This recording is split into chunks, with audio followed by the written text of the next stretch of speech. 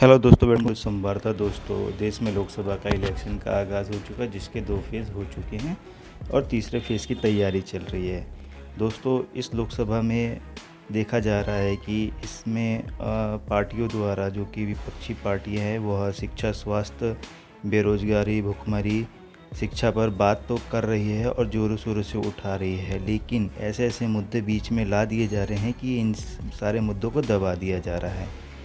देश में सत्ता कर रही पार्टी बीजेपी, जो कि 10 साल से देश में सत्ता कर रही है, वह अपने काम काज पे लोगों से वोट ना मांगकर हिंदू मुसलमान की राजनीति पे अब खुल के उतर आई है, जैसा कि आपने पिछले भाषणों में देखा है।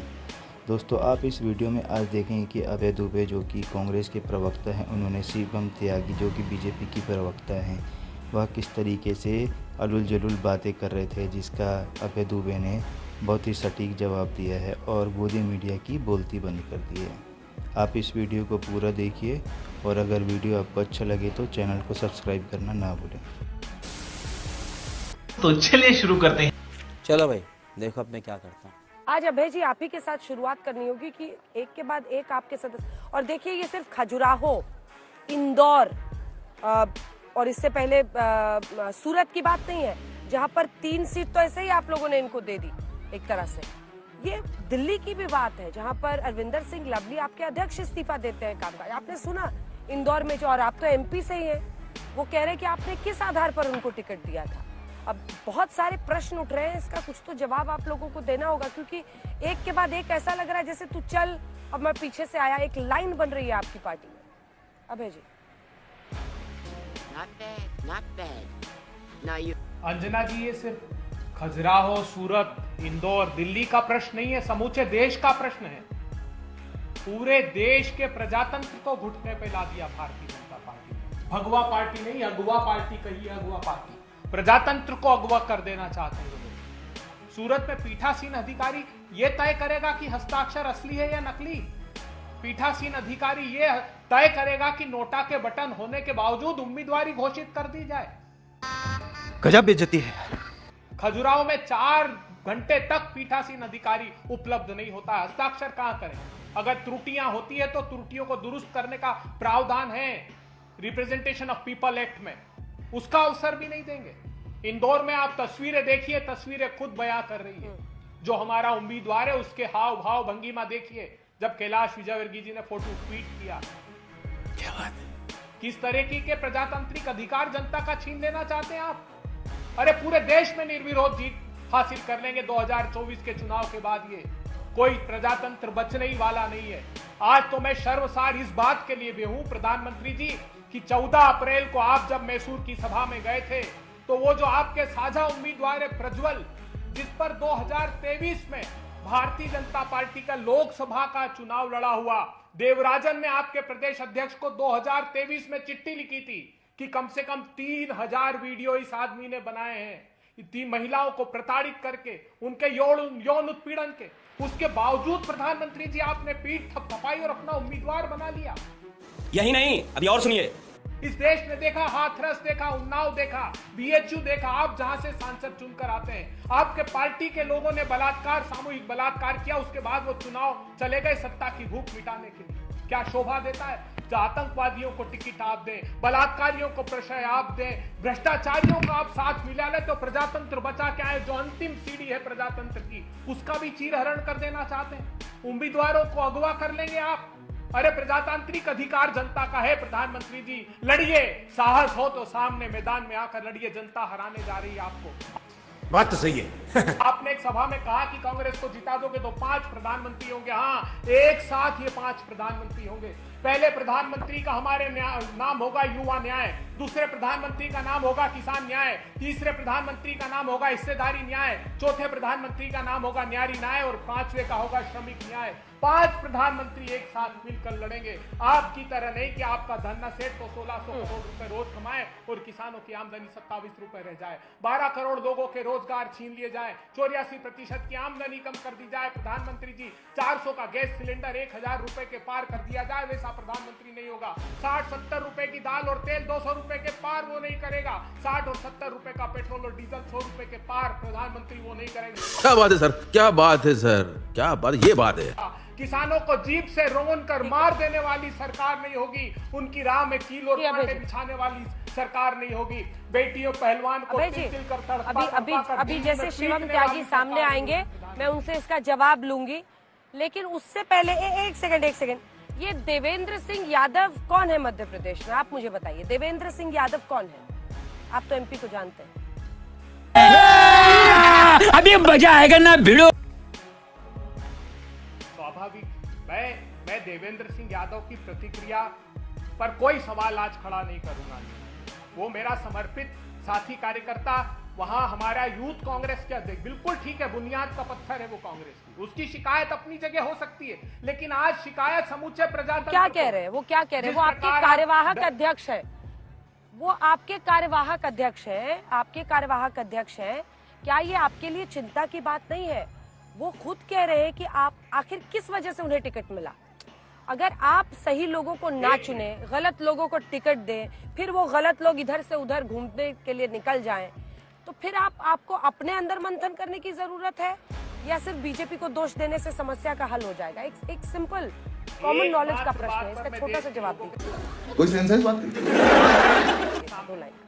एक बात प्रकाश डालना चाहता हूं। अभी 3 दिन पहले 10 साल पुराने एक छोटे से झड़प के मुकदमे में ये जो हमारा उम्मीदवार है और उसके पिता को कोर्ट ने सम्मुख प्रस्तुत होने के लिए कहा है कि क्या प्रशासनिक दबाव, क्या व्यवस्था है, देश जानता है।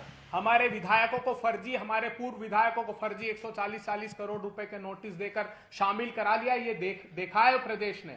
इसके गवाह जो कार्यकर्ता की शिकायत, वो अपने प्लेटफॉर्म पर वो बात करें। मैं ये बात मानता हूं। उसको सांस लेने दे। शिवम त्यागी जी, आपके पास आते हुए जो लाइन से उन्होंने शुरुआत की थी, बस वही लाइन आपको बोल देती हूँ, आप जवाब दीजिए। वो कह रहे हैं भगवा नहीं अगवा पार्टी है, इसीलिए ऐसी परिस्थितियां हो रही हैं।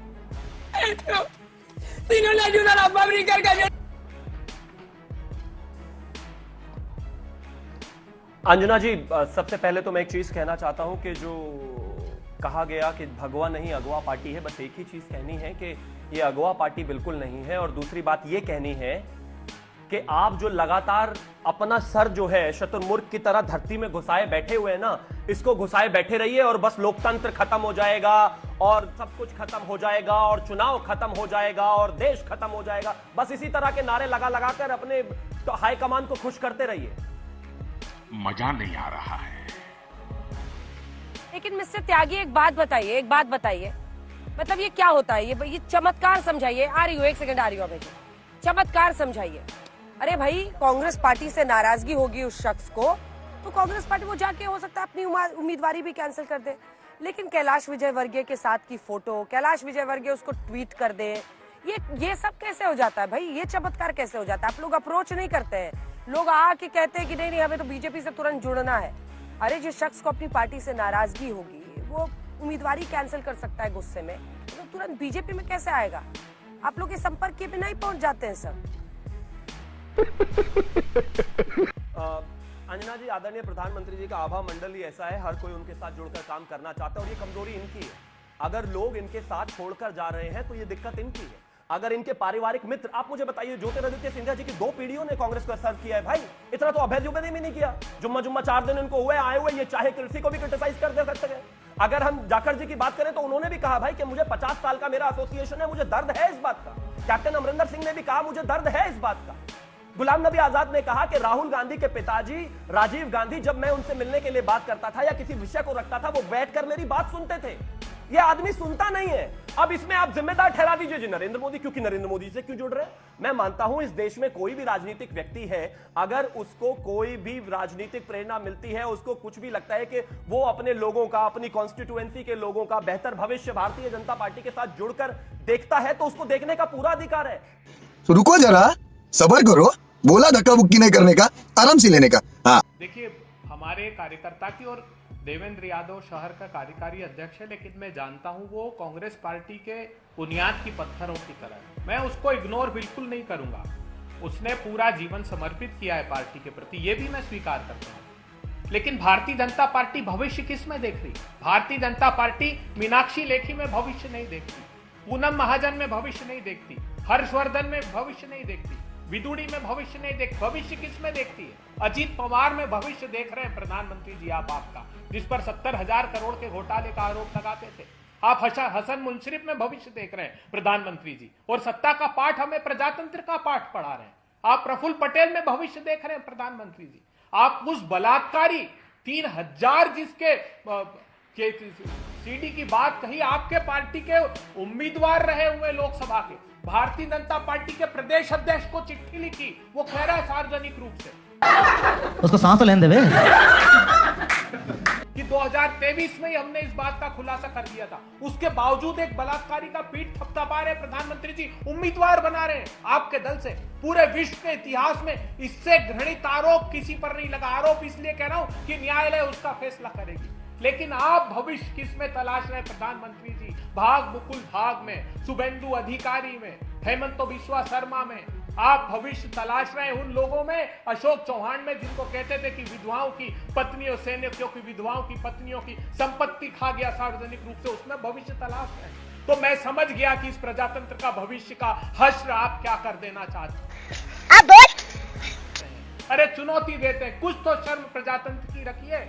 अगर पीठासीन अधिकारी हस्ताक्षर को प्रमाणित करने वाला व्यक्ति बन जाएगा, तब तो हो गया प्रजातंत्र का बेड़ा गर्क, और वो भी प्रस्तावक के हस्ताक्षर। और जब एक जगह, सिर्फ एक जगह हमारे खजुराहो में हस्ताक्षर छूट गए उस व्यक्ति के, जो बिटिया के, महिला के जो चुनाव लड़ना चाहती थी, तो 4 घंटे तक पीठासीन अधिकारी गायब हो जाएंगे, जबकि चुनाव की संहिता में इस बात को दर्ज किया गया है कि उसको युक्ति युक्त अवसर दिया जाएगा उन त्रुटियों को सुधारने का। और फिर कहते हैं कि देखिए भाग गई कांग्रेस। अरे अगवा कर ले रहे हैं आप प्रजातंत्र को, हाथ जोड़कर प्रार्थना, आइए लड़िए। और वैसे भी बता दूं, इन 2 चरणों की हार 7 चरणों में बरकरार रहने वाली। क्या ये देश देख नहीं रहा है?